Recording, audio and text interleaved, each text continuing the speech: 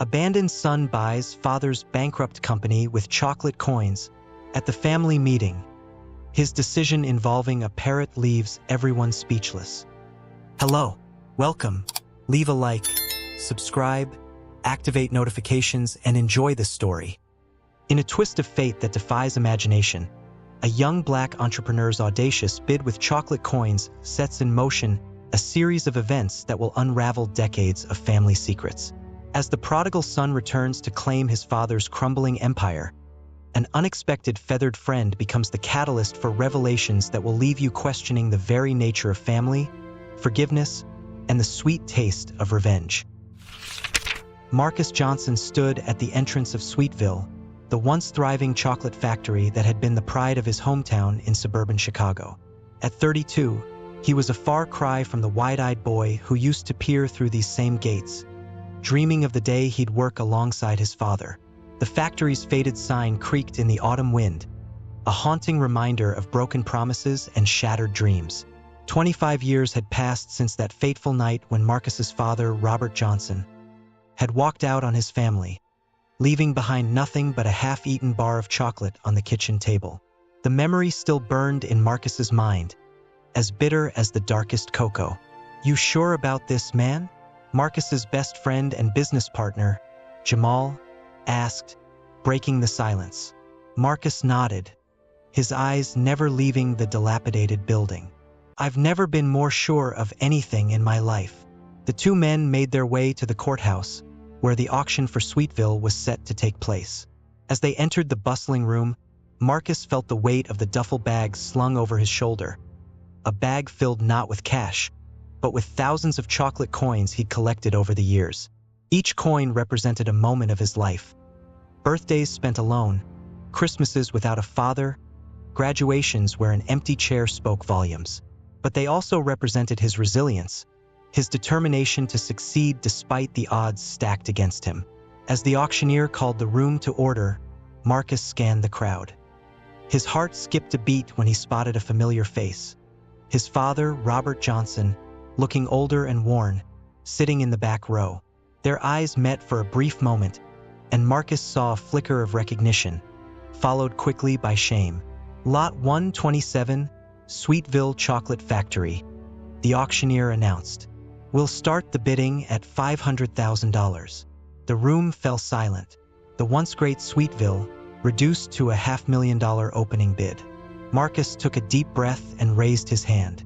"500,000, he called out, his voice steady despite the trembling in his chest. A murmur rippled through the crowd. Who was this young man, and where was his money? "Do I hear 550? The auctioneer asked, scanning the room. Another hand shot up. "550, a gruff voice called out. Marcus turned to see a portly man in an expensive suit, Harold Benson, CEO of Megachalk Industries, known for buying out smaller competitors. The bidding continued, each raise of the paddle causing Marcus's heart to race. As the price climbed, he could feel the stares intensifying. When it hit $750,000, Marcus made his move. "1 million, he said, his voice echoing through the suddenly silent room. The auctioneer blinked in surprise. $1 million going once. Harold Benson sputtered, his face turning an alarming shade of red. 1.1 million, he countered. Marcus didn't hesitate. 1.5 million. The room collectively gasped. Harold Benson's eyes narrowed as he studied Marcus, trying to gauge if this was a bluff. 1.5 million going once, going twice. Harold opened his mouth, then closed it, shaking his head in defeat. Sold. The gavel came down with a resounding crack. To the young man in the back, please come forward to complete the transaction. As Marcus made his way to the front, whispers followed him. He could feel his father's eyes boring into his back, a mixture of curiosity and disbelief. At the desk, Marcus hefted his duffel bag onto the table. "I'd like to pay in chocolate," he said, unzipping the bag to reveal thousands of gleaming gold-wrapped coins. The clerk's jaw dropped. "Sir, I don't think we can accept."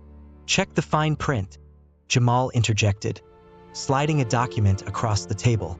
Sweetville's original charter states that all transactions can be conducted in chocolate currency of equal value. These coins are solid Belgian chocolate, 60% cacao. At current market prices, they're worth well over 1.5 million. As the clerk fumbled with the paperwork, Marcus turned to face the crowd. His eyes locked with his father's, and for a moment, the years between them seemed to melt away. Robert Johnson stood, taking a hesitant step forward, his mouth opening as if to speak. But before he could utter a word, Marcus turned back to the clerk. "I believe you have some keys for me?" With trembling hands, the clerk handed over a set of tarnished keys. "Congratulations, Mr. Johnson. You are now the owner of Sweetville Chocolate Factory." As Marcus gripped the keys, he felt the weight of his childhood dreams, the bitterness of abandonment, and the sweetness of triumph all rolled into one. He had just bought his father's legacy with the very thing that had torn them apart. Little did he know, this was just the beginning of a journey that would unravel decades of secrets, lies, and a family history more complex than the richest truffle. The news of Marcus Johnson's audacious purchase spread through the town of Millbrook faster than melting chocolate on a summer day. By the time Marcus pulled up to Sweetville the next morning, a small crowd had gathered outside the gates, a mix of curious onlookers and former employees hoping for a miracle. As Marcus stepped out of his car, he felt a tap on his shoulder. He turned to find himself face to face with Robert Johnson, his father, for the first time in 25 years. "Marcus," Robert said, his voice a raspy whisper. I don't know what to say." Marcus studied the man before him. Gone was the towering figure of his childhood memories, replaced by a stooped, gray-haired stranger with familiar eyes. "Then don't say anything," Marcus replied coldly. "I'm here to work, not to rehash the past." He brushed past his father and approached the gates, where Jamal was already talking to the gathered crowd. "Folks, I know you all have questions," Jamal was saying, "but right now we need some time to assess the situation. We promise to keep you updated on any developments." As the crowd reluctantly dispersed, Marcus unlocked the gates. The rusty hinges groaned in protest, as if the very factory itself was wary of new beginnings. Inside, the air was thick with the musty smell of abandonment, tinged with the faintest hint of cocoa. "It's worse than I thought," Jamal muttered, taking in the cobweb-covered machinery and peeling paint. Marcus nodded, his mind already racing with plans and possibilities. "We've got our work cut out for us, that's for sure." As they made their way through the factory, Marcus couldn't shake the feeling of being watched. He turned to find his father trailing behind them, his eyes darting around the factory floor with a mixture of nostalgia and regret. "Why are you still here?" Marcus asked, unable to keep the edge out of his voice. Robert flinched at the harshness of his son's tone. I thought maybe I could help. I know this place better than anyone." Marcus laughed, a short, bitter sound. "You lost the right to help when you walked out that door 25 years ago." "Son, please," Robert pleaded. "I know I made mistakes, but—" "Mistakes?" Marcus interrupted, his voice rising. "Is that what you call abandoning your family? Leaving a 5-year-old boy to wonder what he did wrong? To spend every birthday, every Christmas, hoping that maybe this year, Dad would come home?" The silence that followed was deafening. Even Jamal, usually quick with a joke to break the tension, stood uncomfortably to the side. Finally, Robert spoke, his voice barely above a whisper. "You're right. I don't deserve your forgiveness. But Marcus, there's so much you don't know. Things I've wanted to tell you for years. But I was too much of a coward." Marcus was about to retort when a shrill squawk echoed through the factory. All three men turned to see a brilliant blue and gold macaw perched on a nearby conveyor belt. "What the hell?" Jamal exclaimed, Robert's face drained of color. "No, it can't be." The parrot cocked its head, fixing them with a beady eye. Then, in a voice that was eerily human, it spoke. "The recipes are in the safe, Bobby. Don't let them find out. They'll kill us all." Marcus and Jamal exchanged bewildered looks, but Robert looked as if he'd seen a ghost. "Polly," he whispered, "after all these years." "Dad," Marcus said, his anger momentarily forgotten in the face of this bizarre turn of events. "What's going on? What recipes? Who's going to kill us?" Robert slumped against a nearby machine, suddenly looking every one of his 65 years. "It's a long story, son. One I should have told you a long time ago. But first, we need to find that safe. If Polly's still here and she remembers, we might all be in danger." As if on cue, the parrot let out another squawk and took flight, disappearing into the shadowy recesses of the factory.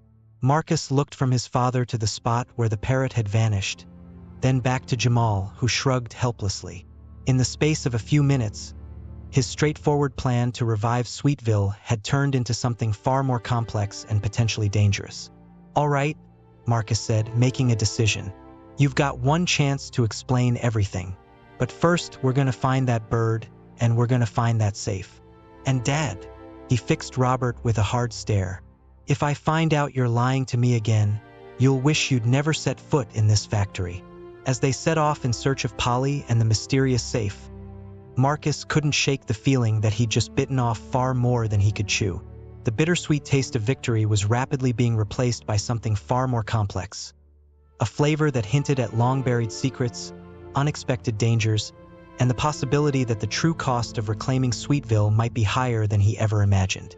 Little did he know, the revelations to come would shake the very foundations of everything he thought he knew about his family, his father, and the true legacy of Sweetville Chocolate Factory.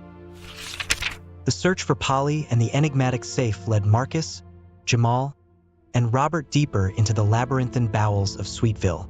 The air grew thicker with each step, a potent mixture of dust, forgotten dreams, and the lingering aroma of cocoa. "I don't get it," Jamal whispered as they navigated through a maze of rusted machinery. "How could a parrot survive in here for all these years?" Robert's voice was heavy with guilt.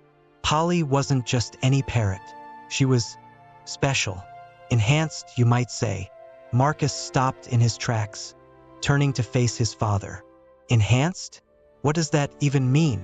Before Robert could answer, a flash of blue and gold caught their attention. Polly had reappeared, perched atop an ancient-looking vault embedded in the far wall. The bird's intelligent eyes seemed to bore into them as it spoke again. "Tick-tock, Bobby. Time's running out." Robert's face paled. "We need to open that safe. Now." As they approached, Marcus studied the vault. It was unlike anything he'd ever seen. A complex mechanism of gears and dials, with no obvious keyhole or combination lock. "How do we even begin to crack this thing?" Robert reached out a trembling hand, his fingers hovering over the intricate patterns etched into the metal. "It's not about cracking it, son. It's about remembering." With surprising dexterity for his age, Robert began to manipulate the dials and gears. As he worked, he spoke, his voice barely above a whisper. "I never wanted to leave, Marcus, but 25 years ago I discovered something that could change the world, or destroy it." The gears began to move, emitting a series of clicks and whirs. Sweetville wasn't just a chocolate factory. It was a front for a secret government project, Operation Cocoa Cipher. We were developing a formula that could encode vast amounts of data into the molecular structure of chocolate. Marcus and Jamal exchanged incredulous looks. "You're telling me you were making spy chocolate?" Jamal asked, disbelief evident in his voice. Robert nodded grimly. "Imagine being able to smuggle top-secret information past any security checkpoint, disguised as nothing more than a simple chocolate bar. But it was more than that. The process, it changed the chocolate, enhanced it, made it capable of affecting the human mind in ways we never anticipated." As if on cue, the safe door swung open with a hiss of long-trapped air. Inside, nestled on a velvet cushion, sat a single, perfectly formed chocolate truffle. "The night I left," Robert continued, his eyes fixed on the truffle, "I received a warning. Someone was coming for the formula. I had to disappear to protect you and your mother. I thought I was keeping you safe." Marcus felt a whirlwind of emotions. Anger, confusion, a grudging spark of understanding. So why come back now? Why let me buy the factory? Robert turned to his son, tears glistening in his eyes. Because they found me, Marcus, and I realized the only way to truly keep you safe was to bring you into the fold, to tell you everything. As Marcus processed this bombshell, Jamal's voice cut through the tension. Guys, I hate to break up this family reunion, but we've got company.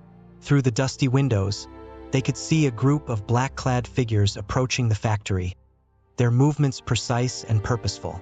It's them, Robert whispered, fear evident in his voice. The people who've been after the formula all these years. Marcus's mind raced. In the span of a day, he'd gone from aspiring entrepreneur to being caught in the middle of what seemed like an espionage thriller. But as he looked at his father's frightened face and thought of all the years lost between them, he made a decision. All right, he said, snatching up the truffle and pocketing it. We need a plan. Dad, you know this place better than anyone. Is there another way out? Robert nodded, a glimmer of hope in his eyes. The old delivery tunnels. They lead to an exit on the other side of town. Good, Marcus said, taking charge. Jamal, call the police. Tell them we have intruders. Dad, you lead the way to those tunnels. And Polly, he turned to the parrot, feeling slightly ridiculous for addressing a bird. Keep an eye out for us, will you? As they made their way towards the tunnels, alarms blaring in the distance, Marcus couldn't help but feel a mix of fear and exhilaration. He'd wanted to revive Sweetville, to reclaim his father's legacy. Instead, he'd stumbled into a world of secrets, danger, and chocolate-based espionage. Little did he know, the true test of his resolve and his relationship with his long-lost father was yet to come. The old delivery tunnels beneath Sweetville were a maze of darkness and echoes. Marcus, Jamal, and Robert moved as quickly as they dared, guided only by the weak beam of Jamal's cell phone flashlight and Robert's decades-old memories. How much further? Marcus whispered, acutely aware of the precious cargo in his pocket and the unknown threats that might be pursuing them. Not far now, Robert replied, his breath ragged. There's a junction up ahead. From there, we can access an old storm drain that leads to Willow Creek. As they rounded a corner, a beam of light suddenly illuminated their faces. Marcus's heart leapt into his throat, only to settle again when he realized it was Polly, her feathers somehow glowing with a soft, bioluminescent light. Of course, Robert murmured, the avian genome enhancements. I'd almost forgotten. Before Marcus could demand more explanations about glowing, genetically modified parrots, the sound of distant voices echoed through the tunnels. Their pursuers had found the underground entrance. This way, Robert hissed, leading them down a narrow side passage. The quartet emerged into a large, circular chamber with multiple exits. In the center stood an old control panel, covered in a thick layer of dust. Robert approached the panel, his fingers dancing over the ancient switches and dials. If I remember correctly, this controls the emergency flood system. We can use it to slow them down. As Robert worked, Marcus turned to Jamal. Any luck with the police? Jamal shook his head. No signal down here. We're on our own, man. Suddenly, Polly let out a series of agitated squawks. Danger, danger. The sweet turned sour. Robert's head snapped up. She's right. Marcus, the truffle, we need to destroy it. The formula is too dangerous to fall into the wrong hands. Marcus pulled the chocolate from his pocket, staring at it. This tiny confection had cost him 25 years without a father. Part of him wanted to crush it out of sheer spite. But another part, no, he said firmly. We're not destroying anything until I get some real answers, like who exactly is after us, and why this formula is so damn important. Robert's face fell. Son, please, you don't understand the forces we're dealing with. Then make me understand, Marcus shouted, his voice echoing off the chamber walls. You owe me that much, Dad. For a moment, the only sound was the distant approach of their pursuers. Then Robert sighed, his shoulders sagging. The people after us, they're part of a shadow organization called the Confectionery Cartel. They've been trying to monopolize the global chocolate trade for decades. But it's not just about money. The formula in that truffle? It doesn't just store information. When consumed, it can influence minds, alter memories. Marcus and Jamal exchanged shocked glances. You're saying this chocolate can brainwash people? Jamal asked incredulously. Robert nodded grimly. In the wrong hands, it could be used to manipulate world leaders, sway elections, rewrite history itself. That's why I had to disappear. To keep the formula safe, to keep you safe. Marcus felt the weight of the truffle in his hand, suddenly understanding the true stakes of their situation. But before he could respond, a new voice cut through the tension. A touching family reunion. I do hate to interrupt. They whirled to see a tall, elegant woman standing in one of the tunnel entrances, flanked by several armed guards. Her silver hair was pulled back in a severe bun, and her eyes were as cold and hard as steel. "Ah, Robert," she said, her voice dripping with false warmth. "How lovely to see you again after all these years. And this must be young Marcus. My, how you've grown." Robert stepped protectively in front of his son. "Vanessa, I should have known you'd be behind this." The woman, Vanessa, smiled, but it didn't reach her eyes. "Come now, Robert. Did you really think you could hide forever? Now be a dear and hand over the formula. I'd hate for this little family reunion to end." Unpleasantly, Marcus felt a surge of defiance. After years of feeling abandoned and lost, he wasn't about to let this woman tear his family apart again. In a split-second decision, he popped the truffle into his mouth and swallowed it whole. The effect was immediate and overwhelming. Marcus's mind exploded with information, chemical formulas, secret codes, hidden truths about the world of chocolate and espionage. But more than that, he was flooded with memories. Not just his own, but his father's as well. He saw Robert's agonizing decision to leave, felt the years of loneliness and regret, understood the weight of the secret he'd been carrying all this time. As Marcus reeled from the influx of information, he heard Vanessa's enraged scream and his father's shocked gasp. Jamal's steadying hand on his shoulder brought him back to the present moment. "Marcus!" Robert's voice was filled with concern and fear. "Son, what have you done?" Marcus straightened up, his mind clearer than it had ever been. He turned to face Vanessa, a new confidence in his stance. "What I had to do, to protect my family, and to right some very old wrongs." As Vanessa's guards raised their weapons, Marcus allowed himself a small smile. The truth was finally out, melting away years of bitterness like chocolate on a warm day. But the real challenge was just beginning. With the formula now literally in his head, Marcus knew he held the key to not just Sweetville's future, but perhaps the fate of the world itself. And he was determined not to let the sweet turn sour ever again.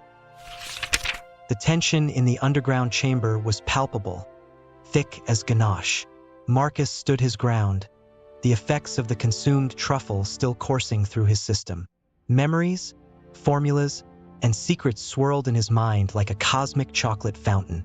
Vanessa's icy composure cracked, her face contorting with fury. "You fool! Do you have any idea what you've done?" "I'd say he's thrown quite the wrench in your plans, Vanessa," Robert interjected, a hint of pride in his voice as he looked at his son. Marcus took a deep breath, sorting through the flood of information in his mind. "The Mayan Codex," he said, the words feeling foreign yet familiar on his tongue. "That's what you're really after, isn't it?" Vanessa's eyes widened in surprise, then narrowed dangerously. "So the formula works as intended. Fascinating. All the more reason you need to come with us, Marcus. We can help you understand and control this new gift." "Like hell," Jamal stepped forward, positioning himself protectively next to Marcus. "Nobody's going anywhere with you." As Vanessa opened her mouth to retort, a series of loud squawks interrupted her. Polly, who had been unusually quiet, suddenly burst into a frenzy of movement and noise. Her bioluminescent feathers pulsed with an intense blue light, momentarily blinding everyone in the chamber. In that moment of confusion, Robert sprang into action.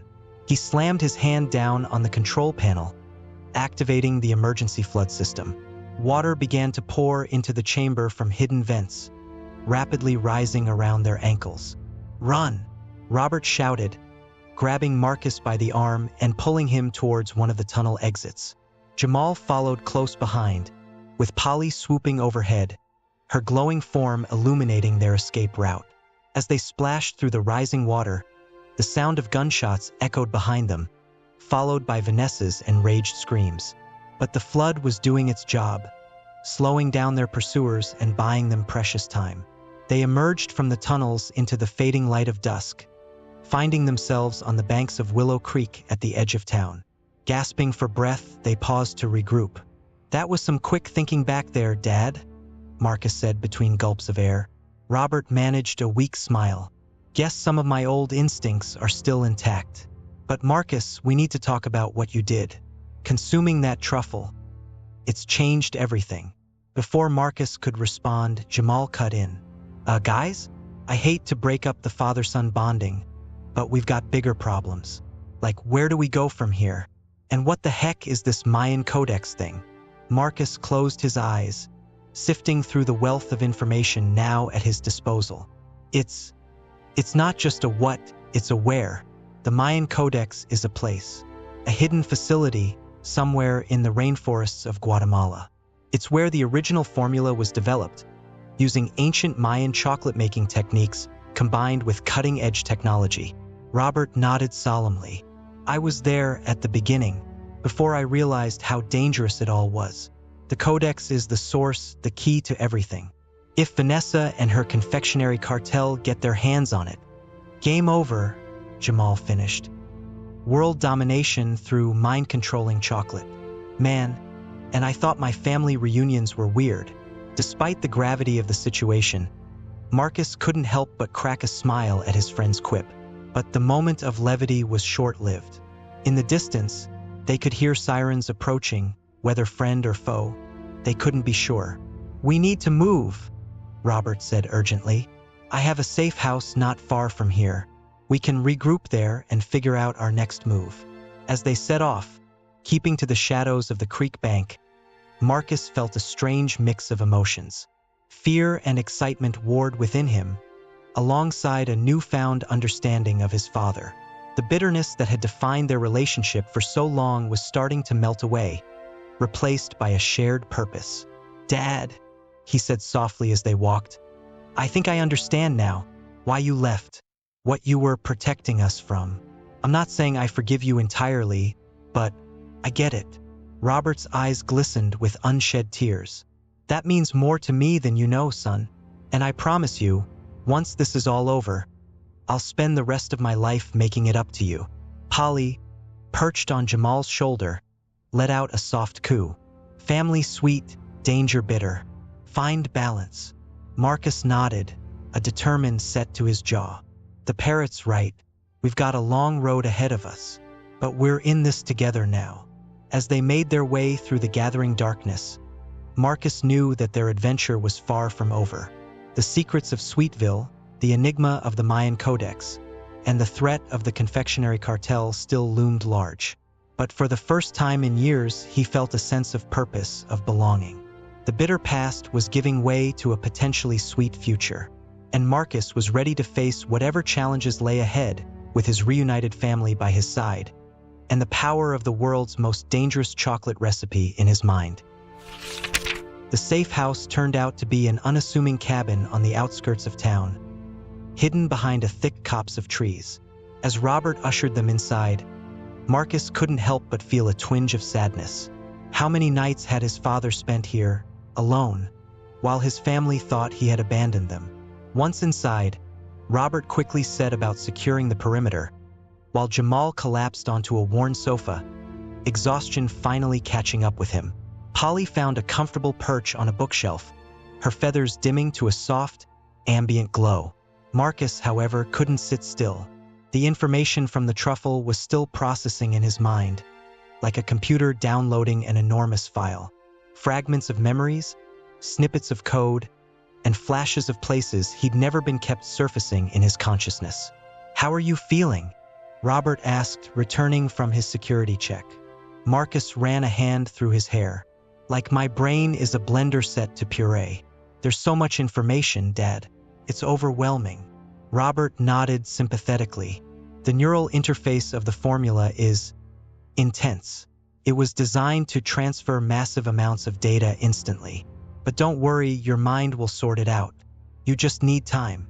Time is something we might not have much of, Jamal pointed out. Those cartel goons are still out there, and now they know Marcus has the formula in his head. As if on cue, Polly squawked, "Danger sweet, safety bitter.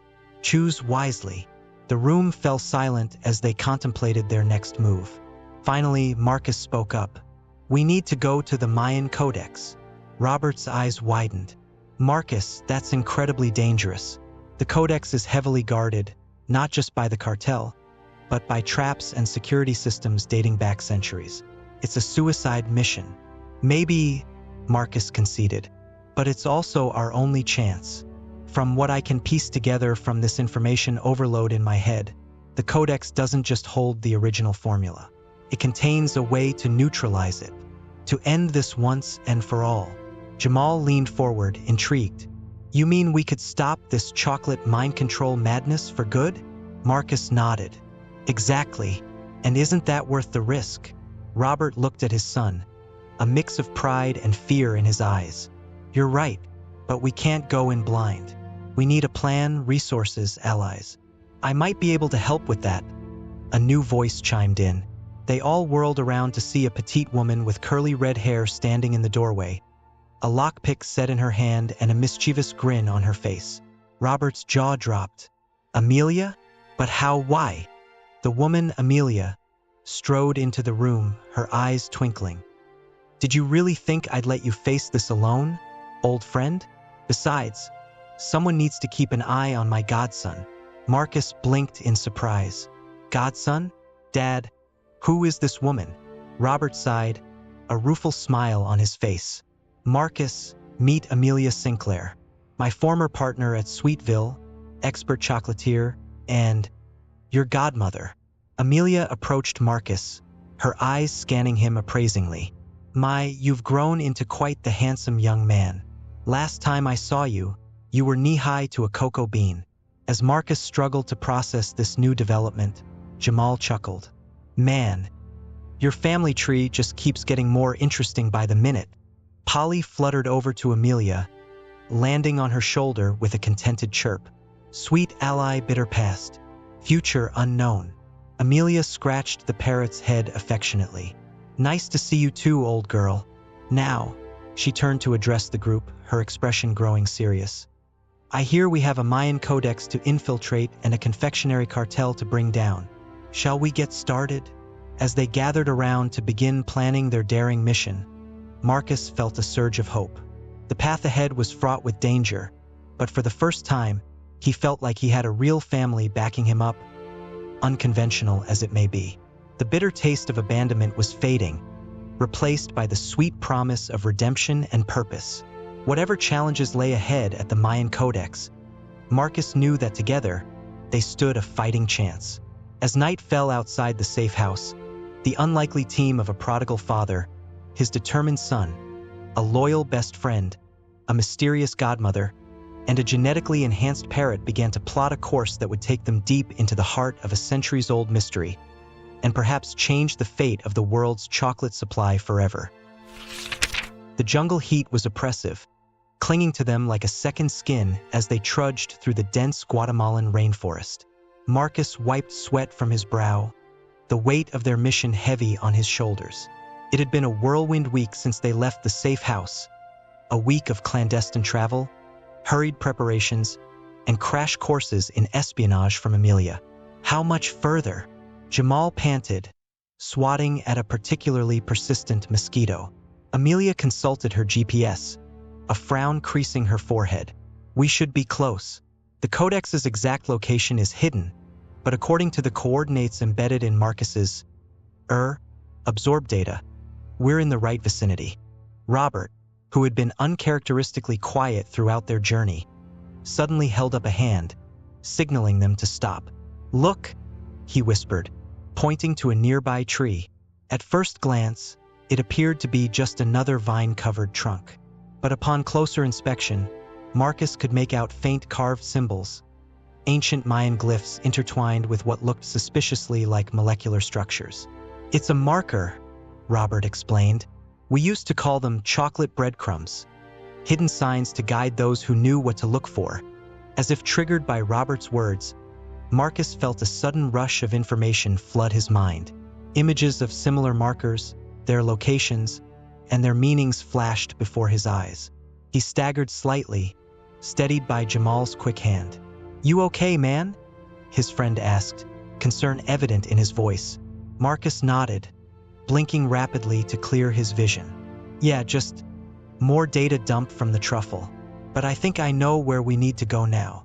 Taking the lead, Marcus guided the group through the dense foliage, following a path only he could see. Polly, who had been unusually subdued during their jungle trek, suddenly perked up, her feathers beginning to glow with increasing intensity. "We must be getting close," Amelia observed. Polly's bioluminescence is tied to the presence of the formula. The stronger the glow, the closer we are to a source. After what felt like hours of pushing through the humid jungle, they emerged into a small clearing. Before them stood an enormous ceiba tree, its trunk wider than any they had ever seen. But it was what was nestled within the massive roots that took their breath away. A stone doorway, intricately carved with a mix of Mayan symbols and modern equations, stood partially hidden by the tree's giant buttress roots. At its center was a circular indentation, about the size of a chocolate truffle. "The entrance to the codex," Robert breathed, a mix of awe and trepidation in his voice. As they approached the doorway, a twig snapped behind them. They whirled around to find themselves surrounded by armed figures emerging from the jungle, led by a familiar face. Vanessa stepped forward, a triumphant smirk on her face. Well, it seems we've all arrived just in time for the grand unveiling. Thank you so much for leading us straight to the codex, darlings." Marcus's heart sank. In their rush to reach the codex, they had unwittingly led their enemies right to it. As Vanessa's men closed in, weapons trained on them, he realized that their mission had just become infinitely more complicated. But then, something unexpected happened. Polly, who had been perched quietly on Amelia's shoulder, suddenly took flight. Her glowing feathers pulsed with an intense light as she swooped towards the stone doorway. Before anyone could react, she pressed her beak against the circular indentation at the center. There was a moment of absolute silence. Then a low rumble began to emanate from the ground beneath their feet.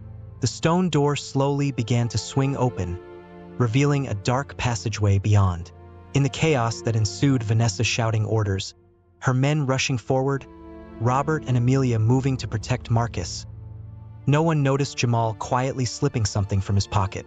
It wasn't until the first smoke bomb went off that Marcus realized his best friend had come prepared for just such a situation. "Run!" Jamal shouted, tossing more smoke bombs to cover their retreat. As thick, choking smoke filled the clearing, Marcus felt his father's hand grab his arm, pulling him towards the open doorway. They plunged into the darkness of the codex, the sounds of confusion and gunfire fading behind them as the stone door slowly ground shut. Breathing heavily in the pitch-black passageway, Marcus realized that they had made it into the codex. But at what cost? Jamal was still out there, facing Vanessa and her goons alone.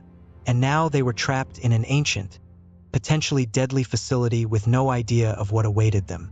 As Polly's bioluminescent glow slowly illuminated their surroundings, revealing a corridor that seemed to stretch endlessly into the darkness, Marcus knew that the true test was only just beginning. The secrets of the Mayan Codex lay before them, and with them, perhaps, the key to saving not just Jamal, but the entire world from the threat of mind-controlling chocolate.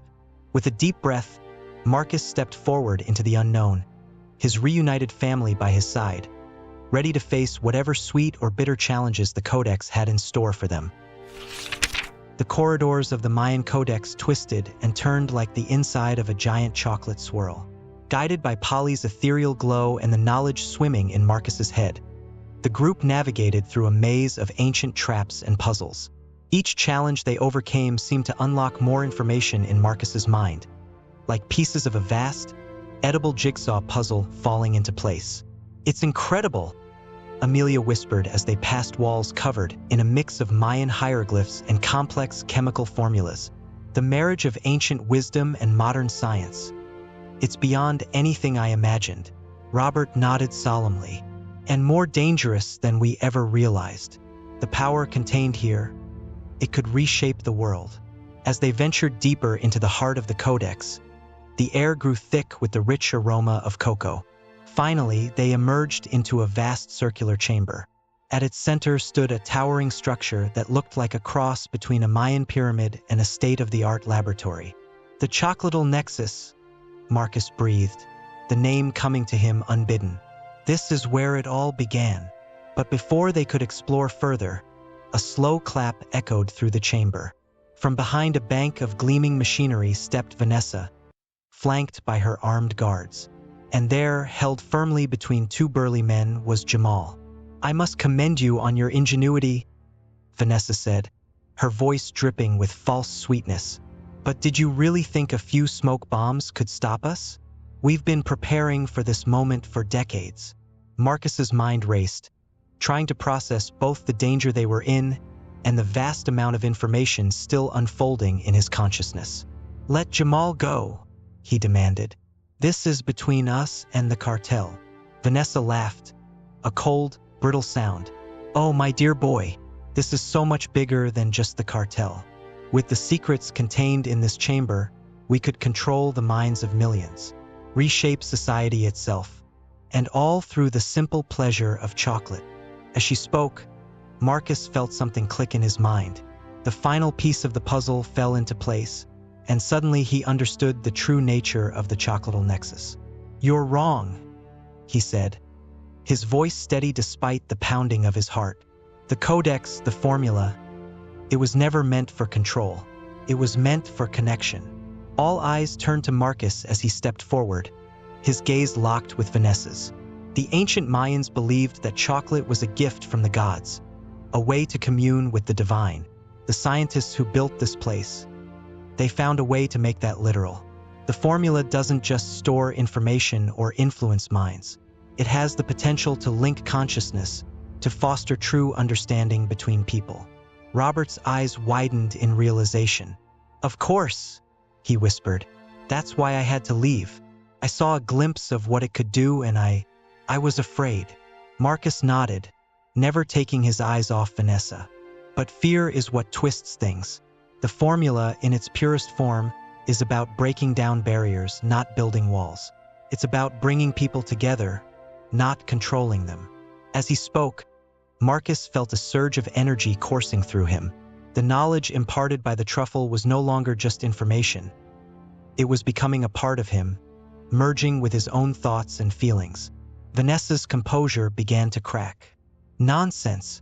The power here is meant to be wielded, to shape the world as we see fit." "No," Marcus said firmly. "It's meant to be shared." With that, he closed his eyes and focused all his will on the Chocolatl Nexus. The chamber began to hum with energy. Streams of glowing, cocoa-colored light began to flow from the pyramid-like structure, enveloping everyone in the room. Suddenly, they were all connected. Thoughts, memories, and emotions flowed between them like a river of liquid chocolate. Marcus saw Vanessa's childhood trauma that had driven her to seek control. He felt his father's years of loneliness and regret. He experienced Jamal's unwavering loyalty and Amelia's fierce protective love. And they, in turn, saw and felt everything that made Marcus who he was: his pain, his dreams, his newfound purpose. For a moment that seemed to stretch into eternity, they were all one. Understanding bloomed like a night blooming, serious, beautiful, and profound.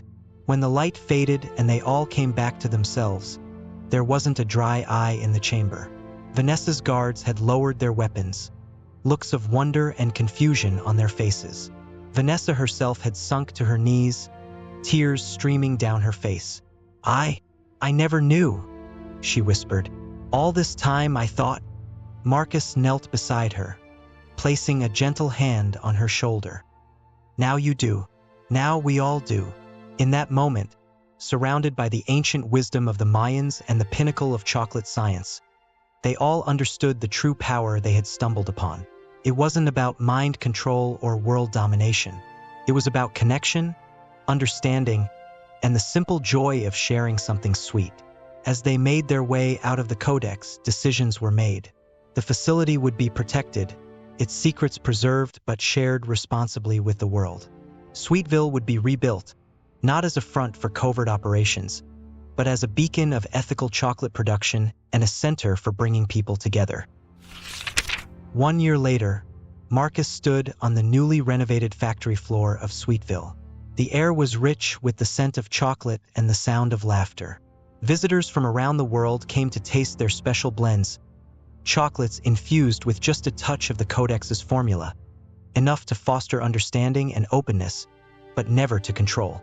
His father worked beside him, making up for lost time with every shared smile and lesson in chocolatiering.